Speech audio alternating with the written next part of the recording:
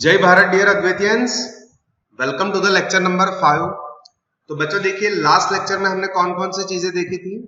Coulomb's law पे based बच्चों वहां पे हमने कुछ न्यूमेरिकल देखे थे। और लास्ट में बच्चों हमने देखा था अगर मल्टीपल चार्जेस है ना, दो से ज्यादा चार्जेस है, तो उस केस में उन सब चार्ज की वजह से पर्टिकुलर कोई एक चार्ज पे नेट फोर्स जो है वो किस तरीके से लगेगा, उसके लिए हमने एक्सप्रेशन देखा था, है ना।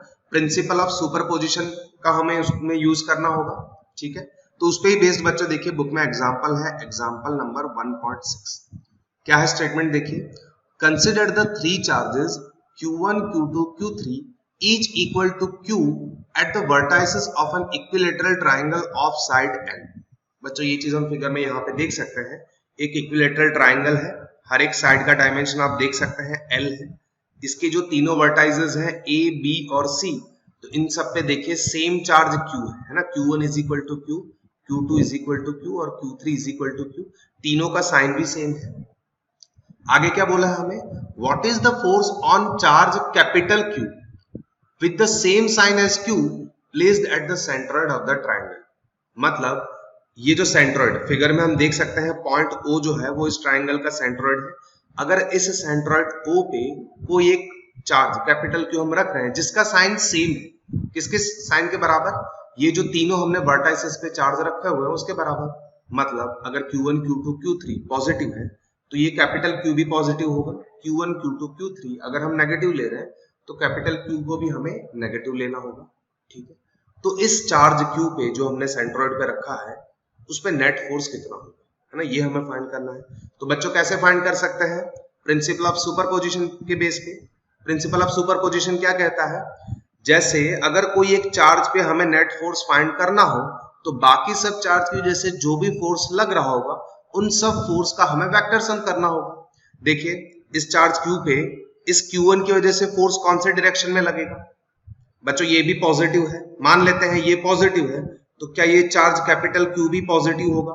अगर पॉजिटिव है तो फोर्स ऑफ रिपल्शन, और बच्चों चार्ज जो भी फोर्स लगता है उसका डायरेक्शन बच्चों कौन सा होता है, दोनों चार्ज को जो लाइन ऑफ, दोनों चार्ज के लिए जो लाइन ऑफ जॉइनिंग होता है ना उसके अलग होता है। बच्चों देखिए इस चीज को याद रख लीजिए, जैसे दो चार्ज है, ये एक चार्ज Q1, मान लेते हैं दूसरा चार्ज मैं Q2 यहां पे ले रहा हूं, तो इन दोनों के बीच में जो इलेक्ट्रोस्टैटिक फोर्स या फिर कोलंबियन फोर्स लगता है उसका डायरेक्शन कौन सा होता है, दोनों को जो लाइन ज्वाइन करती है ना, line joining the two charges, तो इस लाइन पे ही फोर्स लगेगा। डायरेक्शन कौन सी होगी वो इनके साइन पे डिपेंड करता है। अगर ये Q1 पॉजिटिव है, ये Q2 यहाँ पे नेगेटिव है, तो पॉजिटिव और नेगेटिव, तो अट्रैक्टिव फोर्स मतलब ये जो फोर्सेस है उसकी डायरेक्शन इस डायरेक्शन में हो जाएगी, दोनों पे जो लगेगी वो। बट ये जो फोर्स होता है वो line joining along the two charges ही होता है ना। दोनों का जो चार्ज का साइन है उसके बेस पे इस इन फोर्सेस का डायरेक्शन होता है ना। तो ये चीज याद रखनी है आपको।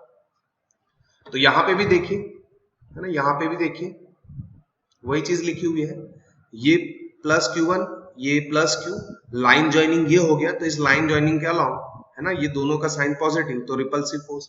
बच्चों सेम तरीके से आप देख सकते हैं इस Q2 चार्ज की वजह से भी यहाँ पे फोर्स F2 लगेगा, वो इस डायरेक्शन में होगा क्योंकि ये भी पॉजिटिव है और यहाँ पे ये भी पॉजिटिव, तो रिपल्शन। और सेम इसी तरीके से बच्चों ये चार्ज F3 भी होगा, सॉरी फोर्स F3 भी लगेगा इस चार्ज Q पे। तो हमें क्या फाइंड करना है, net charge F net force on charge Q, तो ये किसके बराबर हो जाएगा, है ना। Q पे कौन कौन से देखिए फोर्सेस लग रहे हैं, एक तो F1 लग रहा है, और बच्चों हमें वेक्टर सम करना होगा, है ना, वेक्टर सम। इसीलिए मैं देखिए वेक्टर लिख रहा हूं यहाँ पे, F1 plus F2 plus F3। तो बच्चों हमें F1, F2, F3 तीनों का यहाँ पे हमें, है ना, वैल्यू फाइंड करना होगा। तो बच्चों देखिए सबसे पहले इनका वैल्यू फाइंड करने से पहले अगर थोड़ा बहुत हम ज्योमेट्री में देखेंगे तो ये इक्विलेटरल ट्राइंगल है, तो यहाँ पे अगर फिगर की ज्योमेट्री पे से देखें तो AO is equal to BO is equal to क्या CO होगा, है ना बच्चों। हर एक वर्टाइसेस से ये जो सेंट्रोइड है उसका डिस्टेंस सेम होगा, एक बराबर हम मान लेते हैं R, है ना, इसके बराबर हम मान लेते हैं डिस्टेंस कुछ R है। तो अगर हम फोर्स F1 फाइंड करें, अगर अभी मैं सिर्फ और सिर्फ मैग्नीट्यूड फाइंड कर रहा हूं, है ना, F1, तो ये F1 क्या होगा बच्चों, ये हमें एक्सप्रेशन मालूम है, इलेक्ट्रोस्टैटिक फोर्स जो लगता है अकॉर्डिंग टू कूलम्स लॉ ये हो जाएगा K Q1 Q2, है ना। मैं सिर्फ और सिर्फ मैग्नीट्यूड ले रहा हूं, तो इसलिए बच्चों सिर्फ और सिर्फ इन दोनों का वैल्यू लूंगा। तो ये K Q1, Q1 क्या है, Q के बराबर है, और दूसरा क्या है, यहाँ पे ये Q, दोनों के बीच का डिस्टेंस कितना है, R, तो ये R²। इसी तरीके से अगर हम F2 लिखना चाहें तो ये F2 क्या हो जाएगा, F2 भी बच्चों क्या सेम ही होगा। देखिए ये Q और ये कैपिटल Q, दोनों के बीच का डिस्टेंस R, तो ये भी फोर्स सेम ही होगा, K Q capital Q divided by R²। और इसी तरीके से जो F3 भी होगा ये हो जाएगा K Q capital Q divided by R², है ना। मैंने तीनों का सिर्फ और सिर्फ मैग्नीट्यूड लिखा है, आप कूलम्स लॉ पे से तीनों को समझ सकते हैं। तो बच्चों देखिए यहाँ पे F1, F2 और F3 का डायरेक्शन हम फिगर में देख सकते हैं, है ना। F1, F2 और F3 का डायरेक्शन हम देख सकते हैं। अगर हमें तीनों का वेक्टर सम करना है यहाँ पे, तो देखिए F1 ये नीचे की डायरेक्शन में है, F1 जो है वो नीचे है। अब अगर हम F2 और F3 इन दोनों का नेट फोर्स फाइंड करेंगे तो बच्चों वो इस डायरेक्शन में हमें मिलेगा, है ना। आप देख सकते हैं पैरेललोग्राम हमने बना दिया, तो नेट फोर्स जो है वो इसकी F1 की अपोजिट डायरेक्शन में लगेगा। मान लेते हैं इसका नेट फोर्स यहाँ पे F है ना, F ये इसका नेट फोर्स है, F डैश बोल देते हैं। तो F डैश क्या हो जाएगा, अगर मैं F डैश फाइंड करना चाहता हूं तो थोड़ा बहुत अगर जियोमेट्री पे से देखें तो देखिए, अब बच्चों देखिए यहाँ पे ये 90 डिग्री होगा, है ना। और ये बच्चों इक्विलेटरल ट्रायंगल है, तो ये जो है ये टोटल पूरा एंगल 60 होगा। और अगर ये एंगल देखें तो ये क्या, ये 30 डिग्री होगा, है ना। बच्चों देखिए ये राइट एंगल ट्रायंगल है, ये 90 डिग्री इक्विलेटरल है, तो ये टोटल 60। और बच्चों ये अगर हम देखें सेंट्रोइड वाली लाइन, तो इसको बाइसेक्ट करेगी तो ये 30 डिग्री। तो बच्चों ये वाला एंगल कितना हो जाएगा, क्या ये 60 डिग्री हो जाएगा, है ना। अगर ये 60 डिग्री है तो क्या ये भी 60 डिग्री होगा, है ना, ये 60 डिग्री। उसी तरीके से बच्चों ये वाला एंगल भी यहाँ पे 60 डिग्री होगा। अगर ये 60 डिग्री तो उसका बिल्कुल सामने वाला एंगल क्या ये भी है, ये भी 60 डिग्री होगा।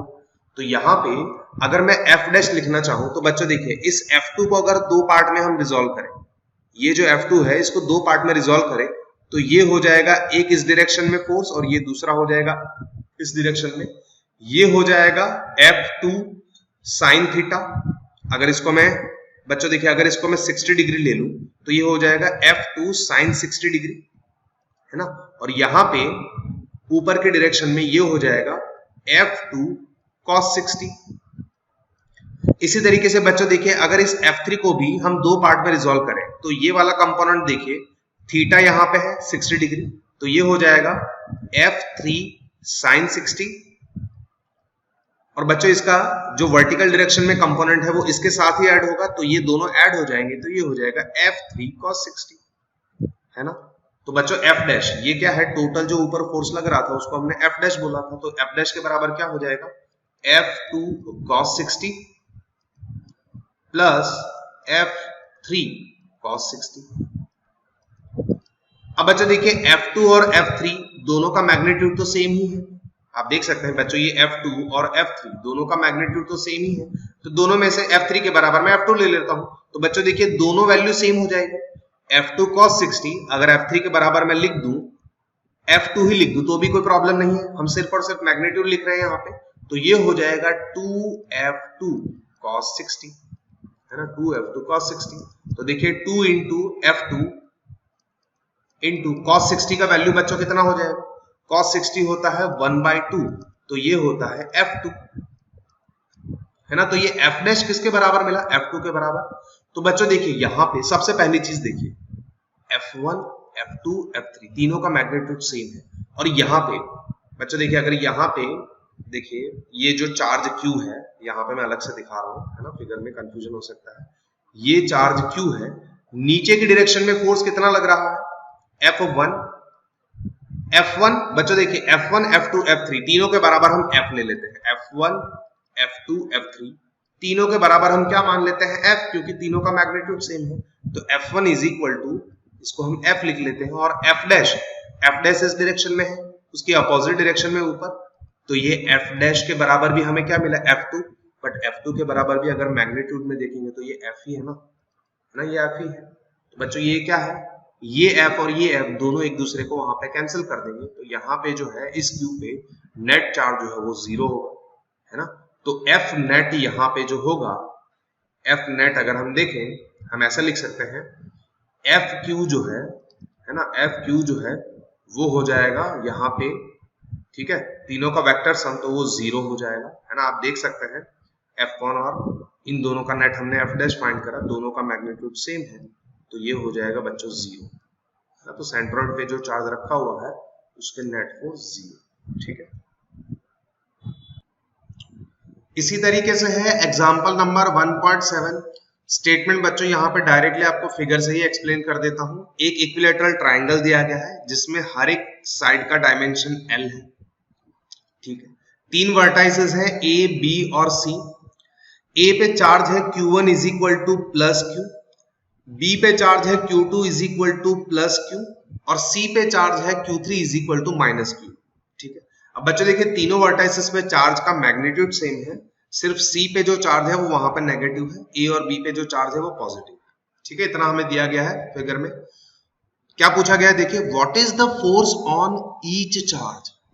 बच्चों देखिए यहाँ पे क्या पूछा गया, जैसे ये चार्ज Q1 है तो इस Q1 पे Q2 और Q3 की वजह से टोटल कितना फोर्स लग रहा होगा या फिर नेट फोर्स कितना लग रहा होगा। इसी तरीके से Q2 पे Q1 और Q3 की वजह से नेट फोर्स कितना लग रहा होगा, और इसी तरीके से Q3 पे Q1 और Q2 की वजह से नेट फोर्स कितना लग रहा होगा, वो हमें फाइंड करना है। तो बच्चों देखिए अगर यहाँ पे जो भी फोर्सेस लग रहे हैं वो सारे के सारे फोर्सेस दिखाएं, तो देखिए Q1 पे कौन कौन से फोर्स लगेंगे, किसकी वजह से। Q1 पे एक तो चार्ज Q2 की वजह से फोर्स लगेगा, उसका डायरेक्शन कौन सा होगा, along the line. Along the line बच्चों हम देख सकते हैं AB, और दोनों का साइन जो है वो सेम है, सेम साइन, तो बच्चों रिपल्सिव फोर्स। तो यहाँ पे Q1 पे Q2 की वजह से जो फोर्स लगेगा उसका डायरेक्शन ये हो जाएगा, है ना, ये हो जाएगा F। चार्ज बच्चों 1 है तो force on charge 1 due to charge 2, है ना। इस तरीके से हम इसको नोटेशन देंगे। इसी तरीके से बच्चों देखिए Q1 पे दूसरा कौन सा चार्ज की वजह से फोर्स लगेगा, Q3 की वजह से।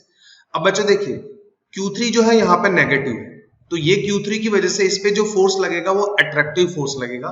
ये Q3 जो है इस चार्ज Q1 को अपनी तरफ खींचने की ट्राई करेगा, तो यहाँ पे जो बच्चों फोर्स का डायरेक्शन होगा वो इस डायरेक्शन में हो जाएगा, है ना, along the line, AC line के अलोंग, और Q3 है तो Q3 की तरफ, तो ये हो जाएगा force on charge 1 due to charge 3, ठीक है। इसी तरीके से बच्चों देखिए Q2 पे बच्चों सबसे पहले Q1 की वजह से, तो वो इस डायरेक्शन में लगेगा, है ना, F12 repulsive force, sorry F21 force on charge 2 due to charge 1, दोनों का साइन सेम है तो रिपल्सिव फोर्स, है ना।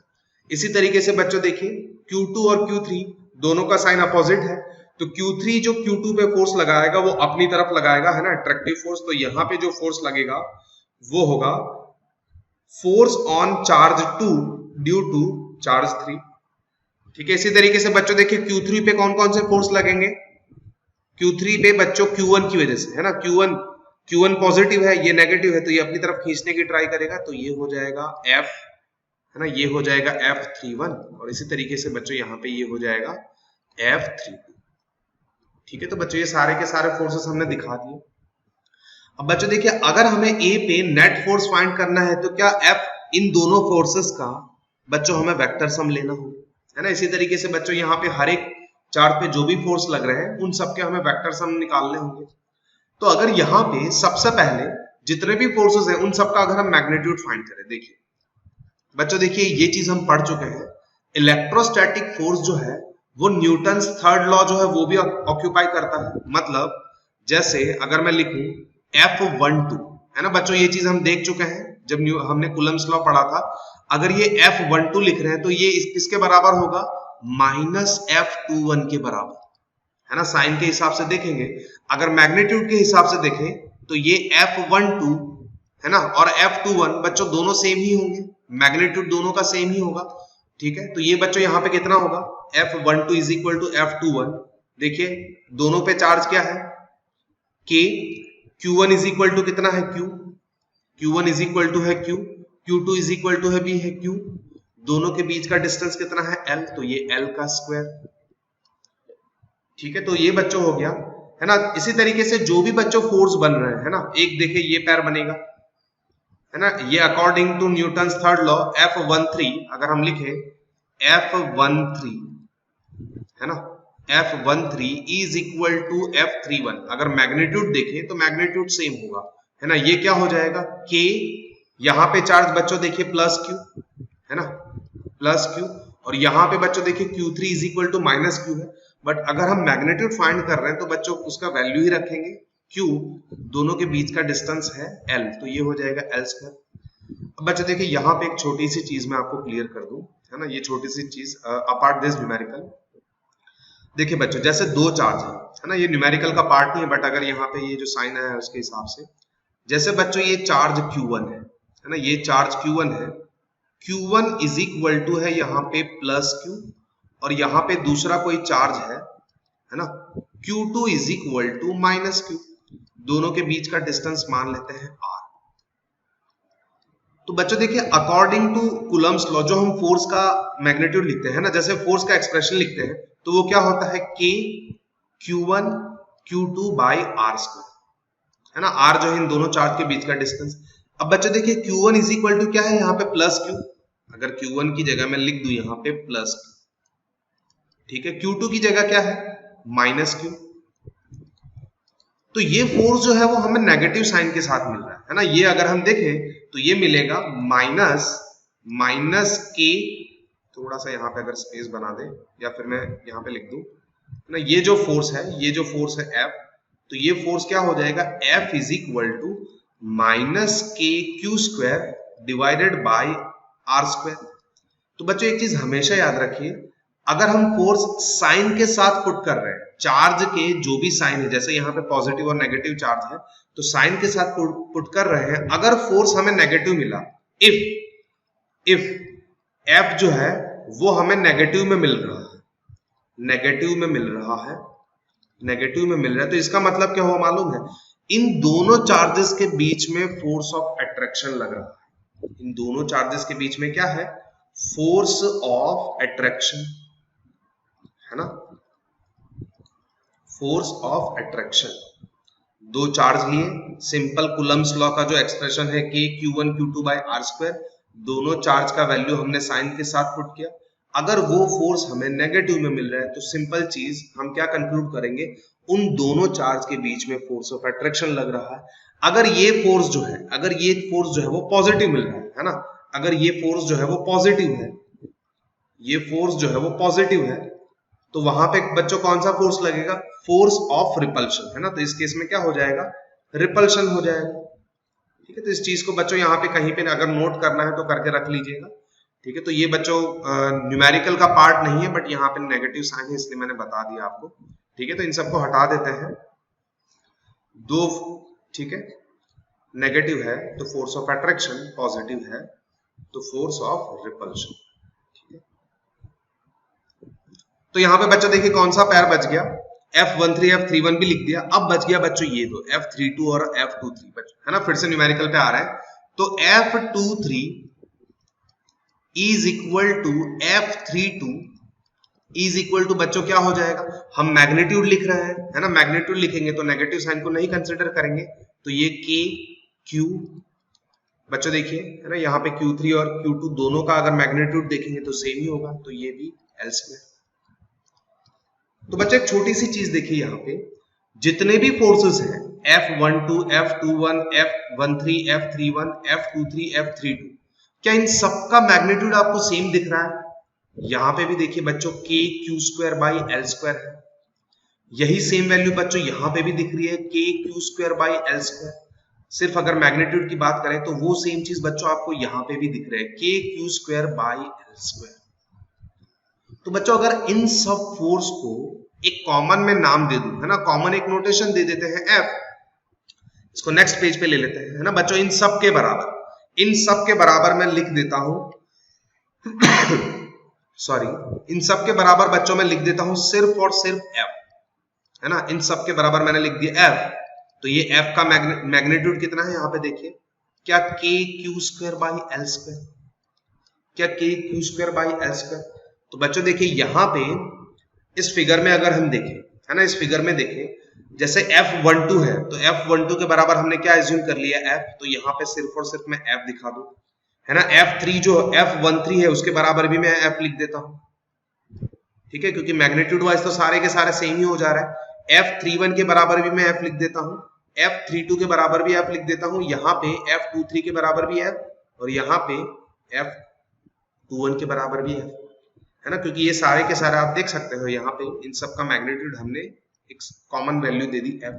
तो अब बच्चों देखिए यहाँ से थोड़ा बहुत न्यूमेरिकल आपका जो है वो इजी हो जाए, है ना। अब आपको क्या करना है, अगर A पे हमें फोर्स फाइंड करना है, नेट फोर्स, तो A पे देखिए क्या दो फोर्स लग रहे हैं सेम मैग्नीट्यूड पे, यहाँ पे भी F और यहाँ पे भी F, तो कैसे फाइंड करेंगे। तो इसको अगर नेक्स्ट पेज पे, तो देखिए क्या सिचुएशन है, ये यहाँ पे Q3 है ना, ये यहाँ पे Q1 और यहाँ पे ये है यहाँ पे Q2। ये इस तरीके से एक इक्विलेटरल ट्राइंगल है ना, ये इस तरीके से एक इक्विलेटरल ट्राइंगल है। अब बच्चों देखिए यहाँ पे फोर्स F और यहाँ पे इस डायरेक्शन में फोर्स F है। इसी तरीके से बच्चों यहाँ पे भी इस Q2 को यहाँ पे ले लेते हैं, है ना। बच्चों यहाँ पे इस डायरेक्शन में भी F लग रहा है, वही वाला फिगर बच्चों फिर से मैं ड्रॉ कर रहा हूं, है ना, ये F और इसी तरीके से यहाँ पे ये F और ये F ना, जो भी फोर्सेस हैं वो सारे के सारे मैग्नीट्यूड सेम है। तो बच्चों इन दोनों का अगर ये दो फोर्स लग रहे हैं चार्ज Q1 पे, कैसे निकालेंगे, पैरेललोग्राम बना देंगे बच्चों।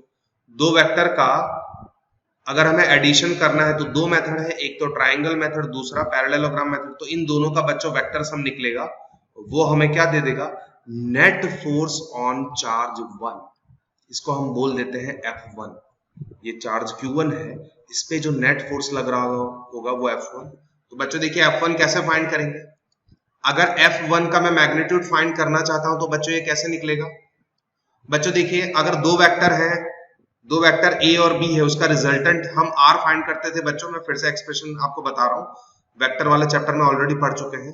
दो वेक्टर्स A और B है, उन दोनों के बीच का एंगल थीटा है, तो रिजल्टेंट वेक्टर R का मैग्नीट्यूड क्या होता था, याद करिए, A square plus B square plus 2AB cos theta, where theta क्या होता था, इस वेक्टर A और B के बीच का एंगल, है ना, ये एक्सप्रेशन हमें मालूम है। तो इसी तरीके से बच्चों देखिए यहाँ पे एक वेक्टर है, इसका मैग्नीट्यूड F, दूसरा वेक्टर इसका भी F, तो ये हो जाएगा F स्क्वायर प्लस दूसरे का भी बच्चों मैग्नीट्यूड F है, तो ये F स्क्वायर प्लस 2 बच्चों AB, अब AB देखेंगे तो दोनों F है, तो ये फिर से 2F स्क्वायर हो जाएगा cos, बच्चों देखिए थीटा, इन दोनों के बीच का एंगल कितना होगा, अगर ये इक्विलेटरल ट्रायंगल है तो ये एंगल तो 60 डिग्री हो जाएगा, ये एंगल 60 डिग्री, तो बचा कितना, ये बाकी का जो बचा वो 120 डिग्री। बच्चों देखिए दो वेक्टर के बीच का एंगल कैसे कब मेजर करते हैं, दोनों टेल टू टेल कनेक्टेड होने चाहिए। आप देख सकते हैं ये वेक्टर और ये वेक्टर टेल टू टेल है, तो ये 120 डिग्री, तो ये cos 120 डिग्री, है ना। इसको हटा देते हैं, इसको हटा देते हैं। अब बच्चों देखिए cos 120 डिग्री के बराबर हम क्या लिख सकते हैं, क्या cos 120 डिग्री के बराबर मैं ऐसा लिख सकता हूं, cos 120 है तो इसको ऐसा लिख सकते हैं 180 माइनस 60 डिग्री, हम इसको ऐसा लिख सकते हैं। अब बच्चों देखिए cos 180 माइनस 60 डिग्री मतलब ये कौन सा क्वाड्रेंट हो जाएगा, सेकंड क्वाड्रेंट। सेकंड क्वाड्रेंट में बच्चों cos नेगेटिव होता है, तो ये बच्चों यहाँ पे हो जाएगा, बच्चों देखिए ये f स्क्वायर और ये f स्क्वायर दोनों ऐड हो जाएंगे, तो ये 2f स्क्वायर प्लस ये तो 2f स्क्वायर है ही, 2f स्क्वायर। अब बच्चों देखिए cos 180 माइनस 60, तो ये सेकंड क्वाड्रेंट में cos नेगेटिव, तो ये हो जाएगा माइनस cos 60, ठीक है, तो ये हो जाएगा बच्चों माइनस cos 60। cos 60 का बच्चों वैल्यू कितना होता है, cos 60 का अगर हम वैल्यू लिखेंगे तो ये वैल्यू जो है cos 60 का वैल्यू बच्चों ये वैल्यू होता है 1/2, है ना, डायरेक्ट वैल्यू में लिख दे रहा हूं यहाँ पे, ये हो जाएगा 1/2, माइनस साइन है तो माइनस 1/2, तो ये 2 और ये 2 कैंसल, ये यहाँ पे माइनस साइन है तो ये अंडर रूट, ये हो जाएगा 2f स्क्वायर, ये माइनस साइन यहाँ पे आ जाएगा तो ये f स्क्वायर, तो बचा क्या, सिर्फ और सिर्फ f स्क्वायर ही। तो यहाँ पे बच्चों देखिए ये किसके बराबर हो जाएगा, f के बराबर ही हो जाएगा। F1 इज इक्वल टू, बच्चों हम मैग्नीट्यूड अगर फाइंड करें तो ये f के बराबर ही होगा, मतलब बच्चों यहाँ पे अगर ये f है और ये भी f है, तो बच्चों यहाँ पे ये वाला मैग्नीट्यूड जो है ना, ये F1 जो है, F1 जो है ये भी किसके बराबर निकल रहा है, f के बराबर ही निकल रहा है ना। इसी तरीके से बच्चों अब Q2 और Q3 के लिए मैं आप पे छोड़ रहा हूं। अगर आप Q2 के लिए देखिए फाइंड करना चाहेंगे, कैसे फाइंड कर सकते हैं, फिर से एक पैरेललोग्राम बनाएंगे आप यहाँ पे। ये इसका रिजल्टेंट किस पे, चार्ज 2 पे, तो ये F2। बच्चों आप F2 भी फाइंड करेंगे, अगर ये F2 जो है ये भी आप फाइंड करेंगे तो F2 का मैग्नीट्यूड भी आपको F के बराबर ही मिलेगा, है ना। और बच्चों ये जो है थर्ड Q3 पे बच्चों देखिए एक वेक्टर इस डायरेक्शन में है, एक वेक्टर इस डायरेक्शन में, दोनों का मैग्नीट्यूड सेम, दोनों का रिजल्टेंट बच्चों अगर देखिए पैरेललोग्राम यहाँ पे ऐसे बना दे हम, है ना, पैरेललोग्राम ऐसे बना दे तो ये रिजल्टेंट। अब बच्चों इन दोनों के बीच के, इस केस में दोनों के बीच का एंगल देखिए 60 डिग्री होगा, है ना। यहाँ पे 120 और यहाँ पे 120 था, यहाँ पे हो जाएगा 60। तो इस केस में बच्चों यहाँ पे जो है ये जो F3 है इसकी वैल्यू कुछ अलग मिलेगी, ठीक है। तो ये बच्चों मैं आप पे छोड़ रहा हूँ, F3 का वैल्यू टेक्स्ट बुक में देखेंगे तो ये सॉल्यूशन जो है सही से नहीं दिया हुआ है, डायरेक्ट वहां पे मैग्नीट्यूड F ये दे दिया है, बट अगर आप देखेंगे तो सीक्वेंस में इस तरीके से जा सकते हैं। तो ये हो गया एग्जांपल नंबर 1.7। इसके बाद है एक्सरसाइज में न्यूमेरिकल नंबर 1.6। बच्चों ये न्यूमेरिकल मैं आपके लिए छोड़ रहा हूँ होमवर्क, ठीक है। हमने अभी जो ट्राइंगल के केस में करा उसी तरीके से यहाँ पे आपको स्क्वायर दिया गया है, स्क्वायर के बच्चों वर्टाइसेस पे कुछ चार्जेस दिए गए हैं और उसके सेंटर पे कोई एक चार्ज रखा गया है, तो उस पे आपको फोर्स फाइंड करना है, ठीक है। तो ये बच्चों आपसे हो जाना चाहिए, तो ये आपके लिए होमवर्क है, ठीक है, एक्सरसाइज 1.6। आगे बढ़ते हैं बच्चों, नेक्स्ट टॉपिक है रिलेटिव परमिटिविटी और डाइइलेक्ट्रिक कांस्टेंट, है ना, दोनों का मतलब सेम ही होता है। अब बच्चों देखिए अगर हम टेक्स्ट बुक में देखेंगे तो ऐसा कोई टॉपिक आपको वहां पे सेपरेटली देखने को नहीं मिलेगा, है ना। बट बच्चों इस पे बेस्ड छोटे से शॉर्ट क्वेश्चन या फिर एमसीक्यू बन सकते हैं, है ना। तो इसीलिए बच्चों इस चीज को मैं यहाँ पे डिस्कस कर रहा हूँ। तो बच्चों रिलेटिव परमिटिविटी पे जाने से पहले परमिटिविटी क्या चीज है उसे थोड़ा बहुत देख लेते हैं। क्या लिखा हुआ देखिए, it is a property of a medium which determines the electric force between two charges situated in that particular medium।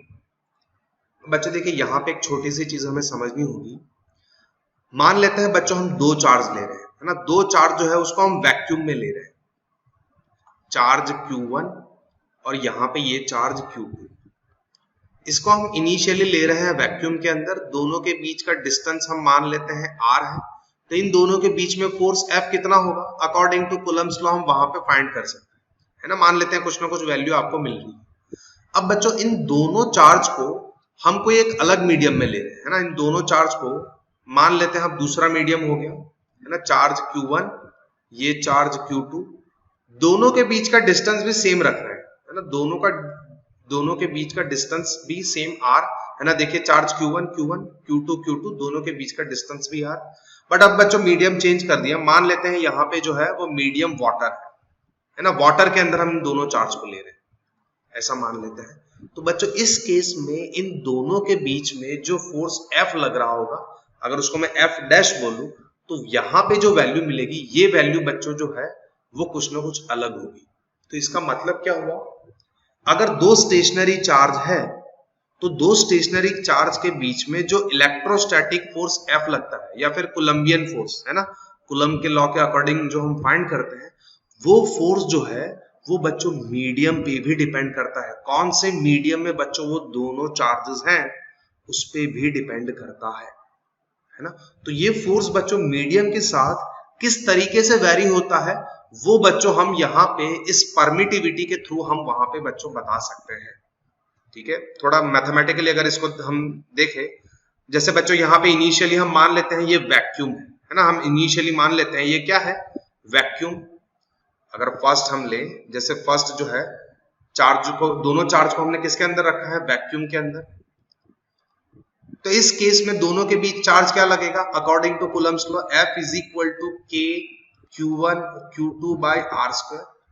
अब बच्चों K के बराबर हम क्या लिखते थे, K के बराबर इसकी वैल्यू होती है बच्चों 1/4 पाई एप्सिलॉन।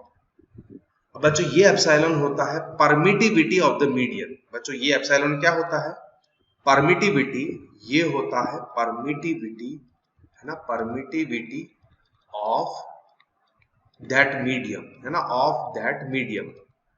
कौन सा मीडियम, जिस मीडियम के अंदर ये दोनों चार्ज है। तो बच्चों अभी तक के हमने जो भी न्यूमेरिकल सॉल्व करे, हमने जो भी केस देखे, उन सब केस में हम क्या मान रहे थे, दोनों चार्ज जो है वो बच्चों वैक्यूम या फिर एयर के अंदर है ना, एयर को भी एज अ वैक्यूम की तरह वहां पे कंसिडर करके, है ना बच्चों, इसी तरीके से। तो दोनों केस में बच्चों ये एप्सिलॉन का वैल्यू सेम होता था, वैक्यूम या फिर एयर के केस में, और इसीलिए बच्चों हम इसको हम बच्चों डिनोट करते हैं एप्सिलॉन नॉट से। इसलिए बच्चों हम हर जगह एप्सिलॉन नॉट ही लिख देते थे। एप्सिलॉन नॉट मतलब क्या समझेंगे, परमिटिविटी ऑफ द वैक्यूम या फिर फ्री स्पेस, ठीक है। तो ये हो जाएगा Q1 Q2 बाई R², ठीक है। तो ये बच्चों कौन से केस में था, वैक्यूम के केस में।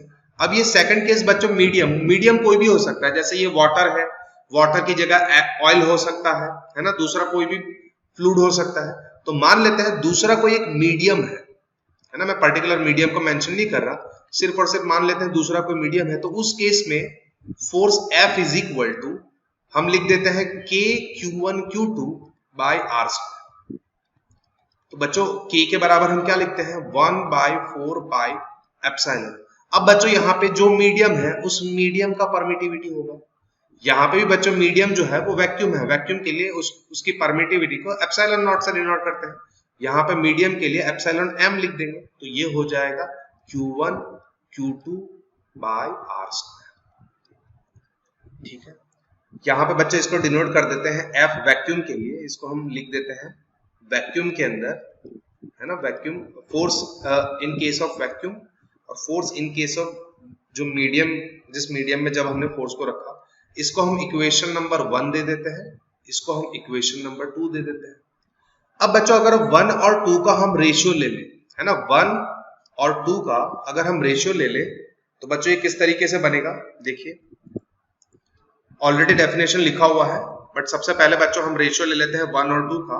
तो बच्चों देखिए यहाँ पे अगर हम लिखें F वैक्यूम और यहाँ पे हम ले रहे हैं F मीडियम, है ना बच्चों, देखिए रेशियो ले रहे हैं, सॉरी, तो 1/4 पाई एप्सिलॉन नॉट, यहाँ पे ये हो जाएगा 1/4 पाई एप्सिलॉन नॉट, है ना, charge Q1 Q2 by R², है ना। वैक्यूम है तो वैक्यूम के केस में उस मीडियम का परमिटिविटी एप्सिलॉन नॉट, और मीडियम है तो 1/4 पाई एप्सिलॉन, ये हो जाएगा Q1 बाई Q2 R²।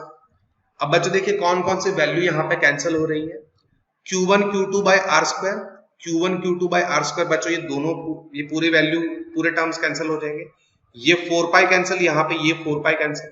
अब बच्चों देखिए एप्सिलॉन नॉट यहाँ पे डिनोमिनेटर में है, ये बच्चों ये एप्सिलॉन m हो जाएगा, है ना, और ये एप्सिलॉन m जो है वो डिनोमिनेटर के भी डिनोमिनेटर में है, तो यहाँ पे बच्चों ये वैल्यू बन जाएगी epsilon m divided by epsilon not. अब बच्चों ये जो रेशियो होता है, इस रेशियो को हम कहते हैं रिलेटिव परमिटिविटी, है ना, ये होता है रिलेटिव परमिटिविटी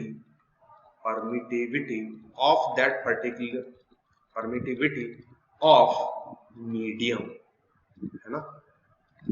तो ये हो जाएगा relative permittivity of medium, epsilon r is equal to permittivity of that medium divided by permittivity of the vacuum या फिर फ्री स्पेस। और बच्चों एप्सिलॉन नॉट का वैल्यू आपको मालूम है ना, हम ऑलरेडी कूलम्स लॉ में ये बता चुके हैं। ये बच्चों किसका, ये परमिटिविटी ऑफ वैक्यूम ना, वैक्यूम या फिर, है ना, वैक्यूम लिख सकते हैं या फिर फ्री स्पेस, और इसका वैल्यू फिक्स होता है, जो होता है 8.85 into 10⁻⁻12 कूलम स्क्वायर पर न्यूटन इंटू मीटर स्क्वायर। तो बच्चों देखिए फाइनल एक्सप्रेशन क्या बना, अगर यहां से हम देखेंगे, है ना, यहां से हम देखेंगे तो फाइनल एक्सप्रेशन बच्चों कुछ इस तरीके से होगा। तो ये एक्सप्रेशन बच्चों आपको याद रखना, बच्चों ये जो एक्सप्रेशन है ये आपको याद रखना होगा, है ना। आप देख सकते हैं बच्चों ये टर्म और ये टर्म बच्चों यहां से आप देख सकते हैं, है ना। तो ये हो जाएगा रिलेटिव परमिटिविटी ऑफ द, ठीक है। तो बच्चों यहां से इस एक्सप्रेशन पे से, है ना, इस एक्सप्रेशन पे से एक इंपॉर्टेंट चीज आप कंक्लूड कर सकते हैं। जैसे अगर यहां से मैं लिखूं तो बच्चों ये एक्सप्रेशन ऐसे भी बन सकता है, F वैक्यूम, है ना, ये F vacuum divided by F medium. तो इसके बराबर बच्चों हम लिख सकते हैं रिलेटिव परमिटिविटी, या फिर इसका दूसरा नाम है बच्चों डाइलेक्ट्रिक कांस्टेंट, है ना। तो बच्चों यहां से अगर Fm को हम सब्जेक्ट बनाए तो फोर्स इन मीडियम, तो ये किसके बराबर हो जाएगा? Force in case of vacuum divided by relative permittivity of that medium. तो बच्चों ये एक इंपॉर्टेंट हमें एक एक्सप्रेशन मिल रहा है ना, ये एक इंपॉर्टेंट एक्सप्रेशन मिल रहा है। इसका मतलब बच्चों क्या हुआ, देखिए जैसे दो चार्जेस हैं, इसको मैं एक छोटे सिंपल एग्जांपल से बताता हूं, है ना, इसको एक छोटे सिंपल एग्जांपल से बताता हूं, ये एक्सप्रेशन को याद रखिए। मान लेते हैं जैसे दो चार्जेस आपको दिए गए है ना, दो चार्ज Q1 और Q2, दो चार्ज Q1 और Q2 है ना, इसके बीच का डिस्टेंस कुछ भी है, मान लेते हैं डिस्टेंस r है।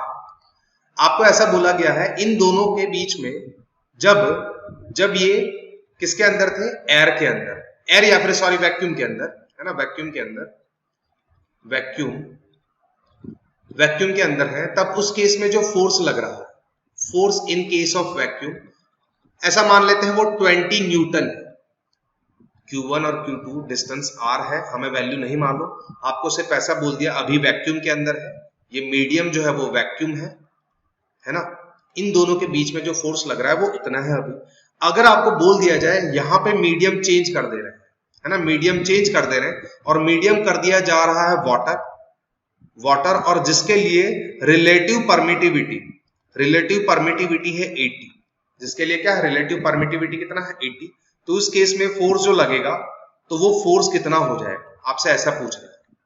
तो इस केस में आप ये दो चार्जेस हैं उनके बीच में फोर्स जो है वो कितना हो जाएगा?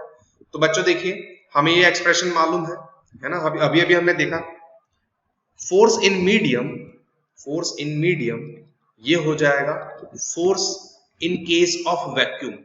जब उन दोनों चार्जेस को अगर वैक्यूम के अंदर रख रहे हैं तो उस केस में जो फोर्स होगा डिवाइडेड बाय बच्चों ये हो जाएगा रिलेटिव परमिटिविटी या फिर डाइलेक्ट्रिक कांस्टेंट, है ना, इसको रिलेटिव परमिटिविटी भी बोल सकते हैं, डाइलेक्ट्रिक कांस्टेंट। तो बच्चों देखिए वैक्यूम, जब वैक्यूम के अंदर रखा था तो फोर्स कितना था? 20। और बच्चों यहाँ पे वाटर के लिए देखिए, है ना, इसका वैल्यू कितना है? 80। तो ये हो जाएगा बच्चों 1/4 न्यूटन, है ना, 1/4 न्यूटन। तो बच्चों एक सिंपल सी चीज आपको क्या याद रखनी है, ये एक्सप्रेशन को आप अगर वर्ड्स में इसको याद रखना चाहें तो कैसे याद रख सकते हैं? अगर बच्चों हम चार्ज को, जैसे कोई एक चार्ज को किसी मीडियम के अंदर रख रहे हैं जिसका रिलेटिव परमिटिविटी एप्सिलॉन r है, तो उस केस में उस मीडियम में जो फोर्स लग रहा है वो फोर्स जो है वो वैक्यूम के अंदर जो फोर्स लग रहा था उससे 1/एप्सिलॉन r टाइम्स होगा, है ना। वैक्यूम में जो फोर्स है उस फोर्स से 1/एप्सिलॉन r टाइम्स होगा फोर्स किसके अंदर, जो भी हम अलग मीडियम ले रहे हैं उसके अंदर। और ये परमिटिविटी, ये रिलेटिव परमिटिविटी किसका है? इस मीडियम का, ठीक है। तो बच्चों इस चीज को यहाँ पे याद रखिए, ये हमें कहीं ना कहीं काम में आ सकता है ना, फर्स्ट चैप्टर में भी हमें काम में आएगा, सेकंड चैप्टर में भी काम में आ सकता है कहीं ना कहीं। तो ये बच्चों ये वाला एक्सप्रेशन जो है ये आपको याद रखना है ना, ये एक्सप्रेशन आपको याद रखना है, ठीक है। तो ये हो गया बच्चों रिलेटिव परमिटिविटी। बच्चों डेफिनेशन आप यहाँ पे पढ़ सकते हैं, मैंने जो लिखा हुआ है यहाँ पे, ठीक है। तो ये हो गया रिलेटिव परमिटिविटी और डाइलेक्ट्रिक कांस्टेंट। तो बच्चों इस लेक्चर को हम यहीं पे कंक्लूड कर रहे हैं, है ना।